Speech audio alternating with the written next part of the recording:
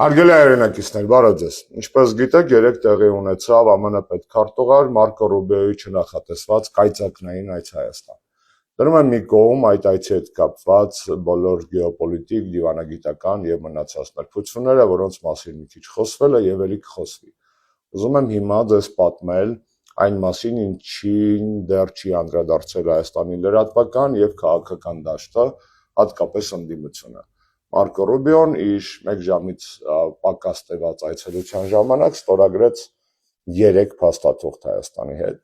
եւ ուզում եմ կարճ դες ներկայացնել այդ 3 փաստաթղթերի հետ կապված կարևոր նրբություններ, որոնք այս պայդրությամբ դուրս են մնացել ընդդիմության խոսույցից։ Ուզում եմ օգնել ընդդիմությանը, զբաղված է ընտրարշավով եւ քանի որ ինքս աշխատել եմ 3 այդ փաստաթղթերի վրա, ներկայացնել ձեզ եւ իրենց այն հիմնական խնդիրները, որոնք կան այդ փաստաթղթերում, որպեսզի դրանք ճիշտ ներկայացվեն մեր հասարակությանը եւ օգտագործվեն նաեւ ընտրարշավի ժամանակ։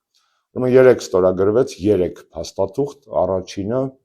ուրեմն հազվագյուտ մետաղների օգտագործման հետ կապված շրջանակային փաստաթուղթ, դրա հետ կապված ուզում եմ կարճ անդրադառնալ, ձեզ ներկայացնել հետեւյալը, որ առաջին հայացքից ԱՄՆ-ի ընդհանուր քաղաքականությունն է հազվագյուտ եւ հանքանյութերի եւ մետաղների հանածոների հետ կապված առաջնահերթություն ամբողջ աշխարհով ունենալ, մատակարարման եւ այլն։ Առաջին հայացքից կարող է թվալ, որ այս փաստաթուղթը Ռուսաստանի կամ Չինաստանի դեմ է, իրականում շատ հետաքրքիր նրբություն կա այստեղ։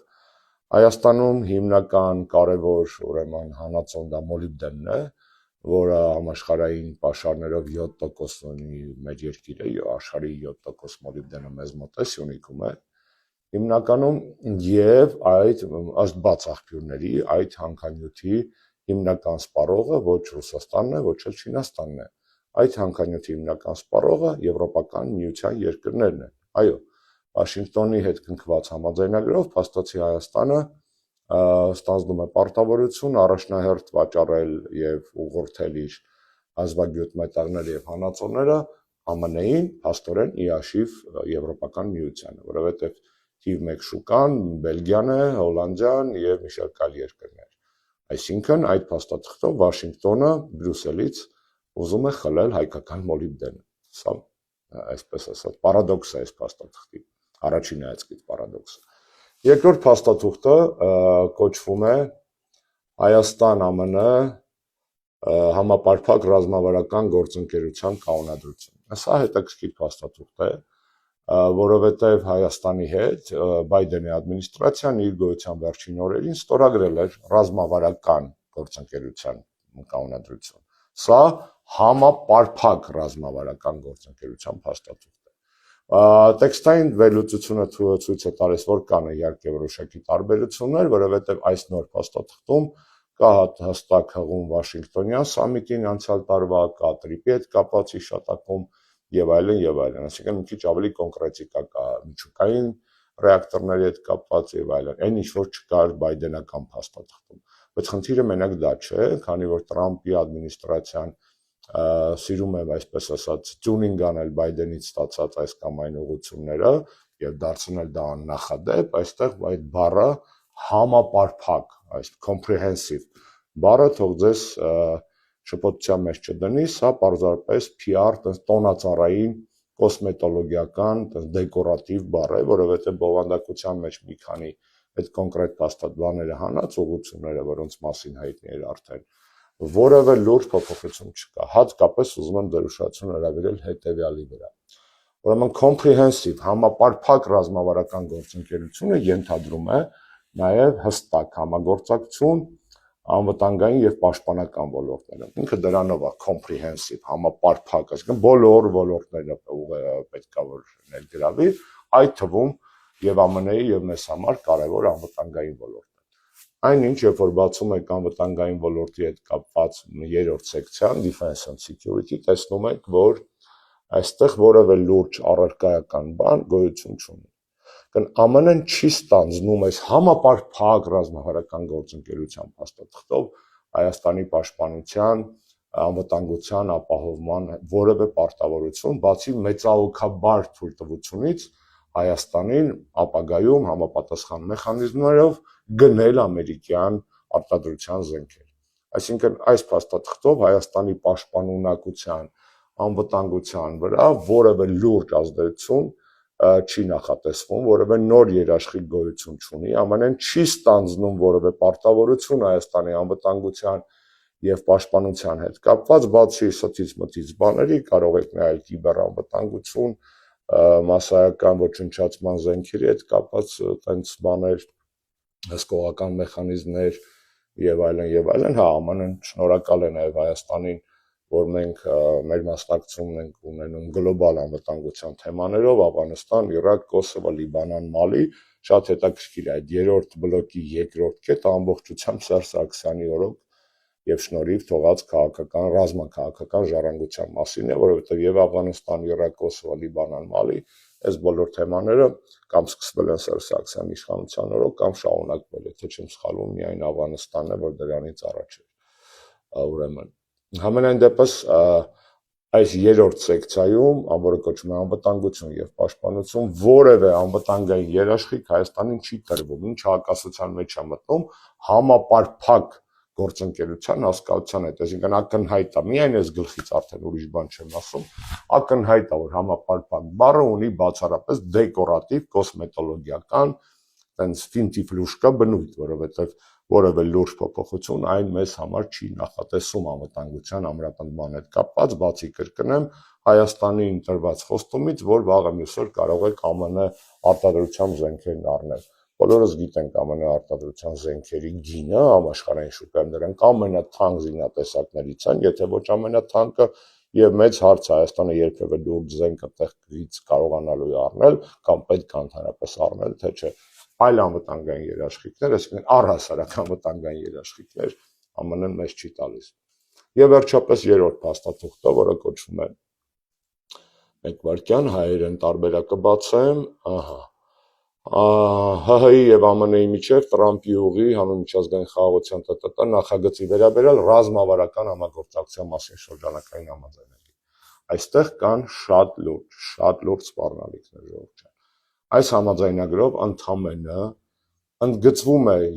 նախապես մեր հայտնած մտահոգությունը, իմ հայտնած մտահոգությունը առայն, որ թեպետ բաշխում այսպես ասած ակցիաների այդ Տրամպի ուղու կներեք 74-26 պետք է լիներ, այս համաձայնագրով նոր կնքված ակնհայտ երևում է, որ հանգիստ այս պրոյեկտը կարող է վերածվել ոչ թե հայ-ամերիկյանի, այլ հայ-ամերիկյանը ադրբեջանականի, հայ-ամերիկյանը թուրքականի։ Այստեղ չկա արգելք այս նոր փաստաթղթով կողմերին վերավաճառել կամ որևէ այլ կերպ փոխանցել իրենց մասնաբաժինները, իրենց չափաբաժինները այդ տրիպի մեջ երրորդ կողմերին։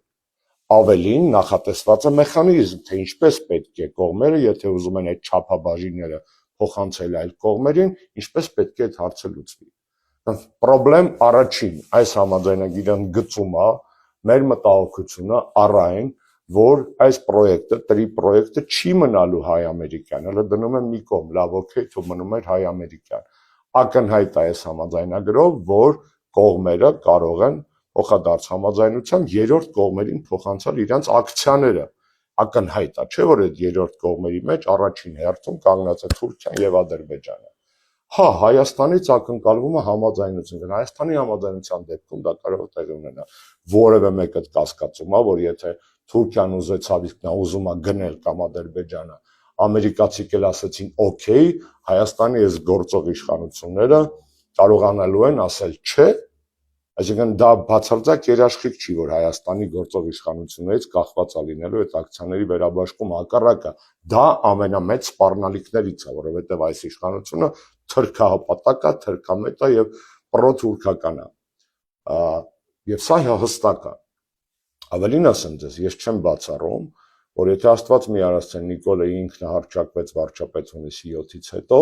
ապա Հայաստանի անունից ինքը Նիկոլը որոշակի մասնաբաժին նվիրելու է Ադրբեջանին եւ Թուրքիային։ Հիշեք այս խոսքերս։ Եթե չկանխեցինք հունիսի 7-ին Նիկոլի վերարտադրությունը, ապա Նիկոլը մեր բոլորի անունից վերանվիրելու է այս տրիպում մեր ունեցած չափաբաժին Ադրբեջանին կամ Թուրքիային, կամ վերավաճառելու է սիմվոլիկ գներով, հա, կնայեք։ Հաջորդ մտահոգություն այն է, որ ուրեմն այդ տրիպ կորպորացիան, որը ստեղծվում է այդ մասնաբաժիններով, իրավունք է ունենում այսպես ասած կապալառուներ ունենալ եւ որոշել այս կամ այն գործողության, այս կամ այն գործառույթի, այս կամ այն ուղղության համար վարձել նոր կողմերի։ Այդ նոր կողմերը երրորդ կողմեր են կոչվում, ակնհայտ է նաեւ այստեղ, որ դրանք առաջնահերթության կարգով կարող են լինել թուրք-ադրբեջանական ֆիրմաներ, կամպանիաներ, որոնց այս տրիպ կորպորացիան, այսպես ասած, պատվիրակելու է որոշակի լիազորություններ, պատվիրակելու է որոշակի գործառույթներ։ Եվ այդ երրորդ կողմերը, օրինակ թուրքական այս կամ այն կամպանիան կամ ադրբեջանական, ստանալու են նույն իրավունքները այդ ֆունկցիան ապահովելու համար ինչ որ տրիպ կորպորացիան։ Ֆիքսեցինք սա, այսինքն առաջի սողանցքը, որ թողած է, այնա որ կողմերը կարող վերավաճառեն ակցիաները կամ վերաբաշխեն երրորդ կողմերին, երկրորդը այնա որ այդ կորպորացիան կարա վարձի երրորդ կողմ եւ այդ երրորդ կողմը ունենալու է նույն իրավունքները համաձայնագրով նախատեսված համապատասխան գործառույթներով, ինչ որ ԱՄՆ-ն եւ Հայաստանը, եւ այդ երրորդ կողմերը մեծ հավանականությամբ նորից կրկնեմ կարող են լինել թուրքական կամ ադրբեջանական կամպանիաները կամ իրենց կապիտալի մասնակցությամբ այդ կամպանիաները։ Այսինքն ստեղ էլ կա պատուհան, որ ֆորմալ առումով կարող են պահել հայ-ամերիկյան պրոյեկտը, բայց հողի վրա բոլոր գործառույթները պատվիրեն թուրքական կամ ադրբեջանական կողմերին։ Հաջորդ խնդիրը այս համաձայնագրի մեջ այն է, որ փաստորեն Հայաստանը իրոք զրկվում է սեփական ինքնիշխանությունից այդ տարածքի վրա։ Հայաստանը այդ տարածքի հետ կապված իրավունքները բացառությամբ այն մաքսային, հարկային, մաքսային տենց ընթացիկ անվտանգային եւ այլն ամբողջությամբ տալիս է այդ կորպորացիային, որտեղ 74%-ը Հայաստան չի։ Այսինքն խոսել ինքնիշխանության մասին այս ռեժիմի օրոք, որը որ բացի մնացած ամեն ինչից, նաեւ մեր աչքի դեմը, մեր սեփական հողը ամենաթանկ աշխարհի երևի գեոպոլիտիկ առումով ամենաթանկ, իսկ հայերի համար ընդհանրապես սակարկությունից վեր հողը պատրաստ է տալ այլ կողմի, սա պարզապես զավեշտ է, սա պետական դավաճանության հավասար բան է, հատկապես հաշվի առնելով այն հանգամանքը, որ այս համաձայնագրով նախատեսված է, որ եթե այս համաձայնագրի դրույթները հակասում են մեր օրենքներին, ապա գործում է այս համաձայնագիրը, եթե չի հակասում հասարակությանը։ Դե ինչպես է Նիկոլը ուզում վերաձևել մեր համանadrությունը, եթե մնա իշխանության, բոլորը շատ լավ արդեն գիտենք եւ պատկերացնում ենք։ Հետևաբար, այս 3 ստորագրված փաստաթղթերը Ա. Հայաստանին ոչ մի բան չեն տալիս, ոչ մի ուղղություններով։ Հայաստանից խլում են ինքնիշխանություն, Հայաստանի ներսում բատոհան են բացում թուրք-ադրբեջանական ներխուժումների տնտեսական ինվեստիցիոն սկզբի փուլում ներխուժումների համար, անվտանգային որևէ բաղադրիչ Հայաստանին լուրջ չեն ավելացնում եւ նպատակ ունեն բացառсан Նիկոլը վճարում է Ամերիկայի Միացյալ Նահանգների աջակցության համար գին մեր բոլորի հայրենիքի հաշվին, մեր բոլորի երեխաների հաշվին, այս 3 համաձայնագրերը Նիկոլի լավությունն է Վաշինգտոնին, որով ինքը լոյալության համար կամ իրեն հանդուրժելու համար կամ իր հետ աշխատելու համար մեր բոլորի հաշվին, մեր բոլորիս հայրենիքի հաշվին փորձում է վճարել։ Այսինքն Նիկոլը իր քարոզարշավային PR-ի համար եւ գեոպոլիտիկ հովանավորության համար մեր հայրենիքով վճարում է Վաշինգտոնին։ Վաշինգտոնին մեղադրելու բան չկա, մարդիկ օգտվում են այն հնարավորություններից, որ ունենք։ Մեղավորը մենք ենք, որ առ այսօր այս մարդը մեզ ներկայացրել է Նիկոլի մասին է խոսքը եւ կլինենք երիցս անիծված ժողովուրդ, եթե հանկարծ հունիսի 7-ին սա մնաց վարչապետ։ Դա մնացեք։